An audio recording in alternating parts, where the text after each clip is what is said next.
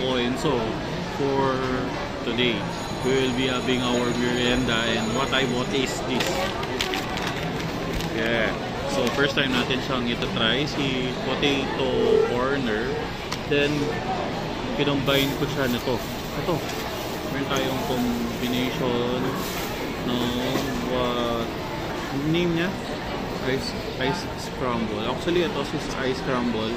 So nung sa Clark pa ako nag-work, I usually buy this brand. Sarap kasi siya, saka ano. And surprisingly, meron akong favorite yung small cup na 50 pesos. Kasi hindi siya pwedeng pakita. Minsan siya sa ano, siya yung patungan ng cellphone ko. So, bago to, ito muna tayo. Sa totoo lang, nangingi ako kanina ng toothpick from yung takoyaki stand. Kasi yung kumain yung ano, price. Ito yung toothpick. Siya na video. So, let's begin, guys. So, pera ang binili ko. Kasi, milig ako sa price. By potato corner. So, ito toothpick natin siya. Try natin tong sour cream. Sour cream siya to.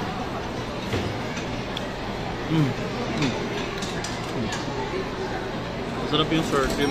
Gusto ko siya sa ano, sa gatos. Then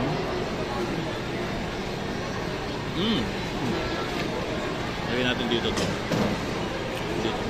Dito na lang. Sour cream pa. Tera ako na natin.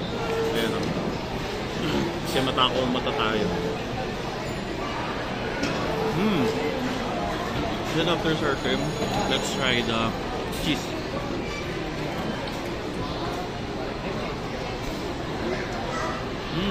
Perfect.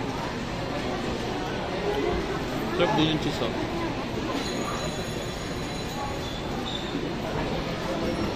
Dito tayo sa barbecue flavor.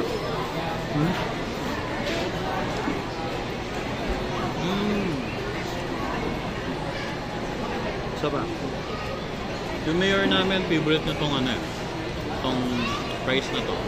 Isa pa, barbecue. Mas gusto ko sa sama ko to. Ito kasi plain lang eh. So, ano siya? Menu favorite. Sour cream ulit. Kaya ko itong ubusin sa isang upuan.